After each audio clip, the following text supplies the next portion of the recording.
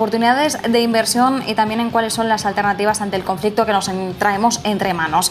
Saludamos a Víctor Asensi, es Institutional Sales International de DEPAM. Víctor, muchísimas gracias por acompañarnos estos minutos. Buenas tardes, Raquel. Gracias a vosotros por la invitación. Víctor, enseguida nos adentramos a algunas estrategias que tenéis en DEPAM de inversión, sobre todo encarado al sector inmobiliario, pero antes, teniendo en cuenta el conflicto que tenemos entre Rusia y Ucrania, ¿cuáles son las alternativas de inversión que estáis observando vosotros en estos momentos para, de alguna forma, descorrelacionar nuestra cartera del impacto negativo de lo que está sucediendo? Bueno, hemos visto, ¿no, Raquel, que cómo es importante tener carteras diversificadas ante eventos geopolíticos que pueden ocurrir, y por eso es muy importante tener, por ejemplo, activos que no solo diversifiquen, sino que también descorrelacionen entre sí, ¿vale? Que se muevan en direcciones distintas, y por ejemplo es lo que estamos viendo con las divisas, con el dólar, con el yen japonés, con el franco suizo. Son monedas refugio que se están apreciando en estos días significativamente y sirven para tener ese balance en carteras, así como los bonos, ¿no? La deuda soberana, tanto de Estados Unidos como del bloque dólar, sobre todo, incluso el bono alemán, como los inversores están volviendo, ¿no? Así que siempre hay que tener carteras bien diversificadas, como digo, con bonos, con acciones, con divisas, para tener una buena eficiencia en cartera y evitar estos riesgos y estos drawdowns. Tenemos que tener en cuenta que debido al conflicto es mucha la volatilidad que se mueve en torno a la incertidumbre geopolítica. ¿Cómo podríamos capear esa volatilidad y, sobre todo, cómo debemos centrar el sentimiento inversor? Porque es muy fácil dejarnos llevar por el ruido del corto plazo. Así es. Como inversores tenemos que mirar un poco cuando hacemos nuestras decisiones de inversión a medio y largo plazo, no dejarnos llevar por lo que ocurre en unos días, en unas semanas, incluso en unos meses. Tenemos que mirar a 3-5 años como horizontes temporales cuando hacemos inversiones, ¿no? Entonces, ahora hay muchas oportunidades de inversión. La verdad que, aparte de todo el evento geopolítico que estamos viviendo, desgraciadamente, ha habido muchos activos de alta calidad que tenemos en cartera, por ejemplo, en DEPAM World Sustainable, en DEPAM New Gyms, que bueno, se han puesto otra vez en valor razonable, ¿no? Las valoraciones han vuelto por debajo de la media de los últimos 5 años, en compañías que tienen mucho pricing power, que tienen muchos márgenes, poder de fijación de precios, que crecen por encima de la media, y bueno, han vuelto a valoraciones atractivas. Por el otro lado, los inversores están muy posicionados en bancos, en utilities, en materiales, lo que llamamos sectores más cíclicos, que no venían funcionando muy bien durante los últimos años, 5 años, por ejemplo, pero han habido ciertas rotaciones fuertes, ¿no? Cuando vemos esa subida en los bonos, como los activos de duración, como tecnología y compañías de alta calidad sufren, y por lo tanto ahora ese movimiento ha sido muy fuerte de corrección y vemos oportunidades de entrada otra vez en compañías de muy alta calidad que se han puesto a valoraciones más razonables, ¿no? Por otro lado, uno de los sectores que surge, o uno de los activos que surge ahora como un refugio ante la escalada de precios que estamos viviendo, además hoy conocíamos ese dato PCE de Estados Unidos que repunta a un 5,2% interanual, también un dato de inflación que vigila de cerca la Reserva Federal. Uno de los activos para capear un poquito también este temporal que tenemos en las presiones inflacionistas es el inmobiliario. ¿Cuál es la visión, la estrategia que lleváis respecto a este sector desde la gestora? Sí, así es. El PCE que acaba de salir publicado hoy mismo sale muy fuerte. El PCE es el gasto de los americanos, que pese a la inflación está siendo muy fuerte, o sea, es decir, su consumo sigue muy alto, y eso aviva, ¿no?, que la Fed vaya a empezar a subir tipos. Para aquellos oyentes, bueno, la economía americana tiene 3,9 de desempleo, es decir, casi pleno empleo. Los salarios están subiendo fuertemente, con lo cual hay espacio para empezar a la normalización y controlar la inflación. En este contexto de inflación elevada que vemos en Europa, vemos en Estados Unidos, generalmente en el mundo, DEPAM, como inversor belga, y la gestora está en Bruselas, conocemos muy bien el inmobiliario cotizado europeo, lo que se denomina aquí las SOCIMIs, y tienen esa ventaja, ¿no?, de estar ligado a la inflación. En periodos de inflación alta, los contratos inmobiliarios están hedgeados, están linkados al precio del IPC, y por lo tanto es lo que denominamos un inflation hedge, una cobertura contra esta inflación. Es un activo que DPAM domina. Lanzamos nuestra primera estrategia en el año 99 con Olivier Hertog y también Marisal, los gestores que llevan 23 años seleccionando SOCIMIs europeas. Bueno, ¿qué es una SOCIMI? ¿No? Es una compañía inmobiliaria que tiene activos inmobiliarios, ya sea logística, oficinas, centros comerciales, residencial, que los ponen en alquiler a buenos inquilinos en zonas prime, en buenas ubicaciones, y entonces, bueno, tenemos una rentabilidad bastante atractiva esperada para los próximos 3 años, de alrededor del 3%, en media de la revalorización que hemos tenido en 3, 5 y 10 años, ¿no?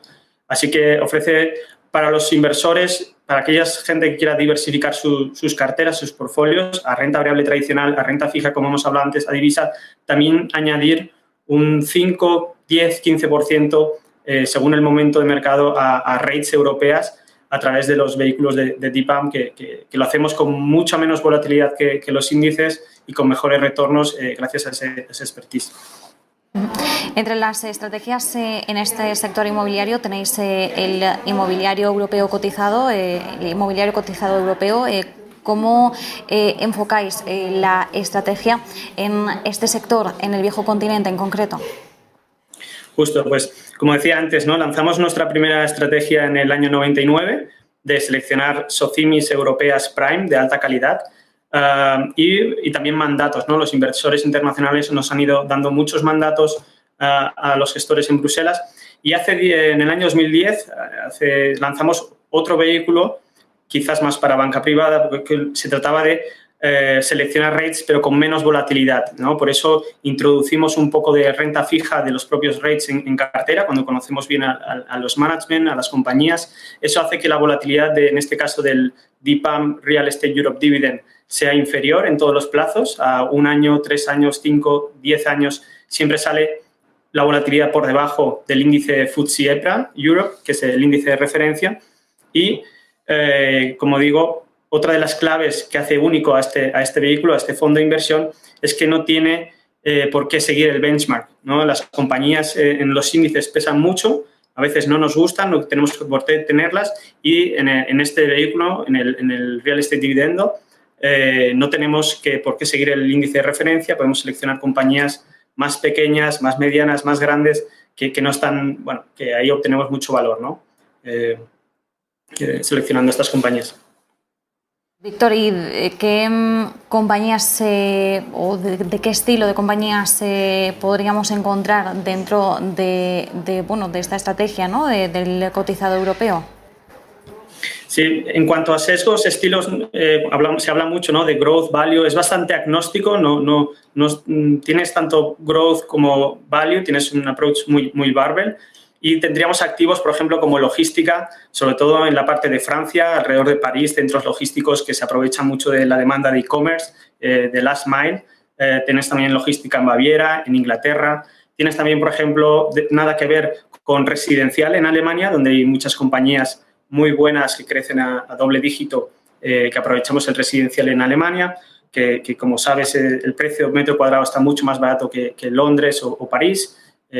Luego otro driver son las oficinas cada vez más sostenibles, más sostenibles, con buenas ubicaciones. Luego podemos hablar un poco más de esto, pero es otro driver distinto a logística. Por último, también 2 sectores muy importantes: el retail, que cotiza con un descuento muy grande, centros comerciales, pero siempre en las mejores zonas, con buenas ubicaciones, y también pues residencias de estudiantes, residencias de la tercera edad. Como ves, muchos subsectores, muchos países en Europa. Nuestros fondos solo tienen una presencia de 2,8% en España, a través de 2 SOCIMIs, así que es una opción muy buena para diversificar carteras de clientes españoles en el mejor premium real estate europeo. Víctor, y por último, mirando a los criterios ESG, la sostenibilidad es una cuestión que estamos viendo cómo están abordando distintos sectores. En el caso del inmobiliario no solemos hablar tanto de ello, pero ahora mismo, ¿cómo está tratándose este aspecto o estos criterios ESG en el sector? ¿Es algo que están demandando los inversores y también los gestores al incorporar compañías inmobiliarias en sus carteras? Sí, nosotros como gestora belga llevamos más de, bueno, aquí 20 años gestionando sosteniblemente todas nuestras estrategias. Por eso no tenemos Rusia, por ejemplo, en nuestro fondo de emergentes, etcétera. Hacemos unos filtros de sostenibilidad muy potentes. Y es verdad que en el sector inmobiliario era una cosa, ¿no? Esto de la ESG, la sostenibilidad, que no se prestaba del todo atención, pero sí que vemos cada vez mucho más interés por parte de los inversores y de las propias OCIMIs, ¿no? Cómo están haciendo los edificios cada vez más sostenibles, con mejores aislamientos. Sabes que los edificios son parte importante del cambio climático, de lo que contaminan, gracias a, bueno, por las calefacciones, etcétera. Así que los edificios, ya sean logísticos, de oficinas, centros comerciales, se están haciendo cada vez más sostenibles. ¿Cómo? Pues a través de revestimientos mejores, con buenas iluminaciones, con más vegetales, o sea, más espacios vegetales en los tejados, etcétera, etcétera, ¿no? Al final tienes que tener las mejores calificaciones y es una cosa que ya es determinante. Al final, las oficinas que sean más sostenibles, que tengan mejor calidad de aire, mejor iluminación, podrán subir las rentas, mientras que aquellas que llaman brown van a tener dificultad para poder subir las rentas y revalorizarse. Así que vamos a ver una gran discrepancia en los próximos años, como ya estamos viendo en Inglaterra, pero probablemente en toda Europa. Pues nos quedamos con este sector y sobre todo con la mirada puesta también en algunas alternativas de inversión que podemos tener en cuenta de cara al conflicto Rusia y Ucrania. Víctor Asensi, desde DEPA, muchísimas gracias. Gracias, buenas tardes.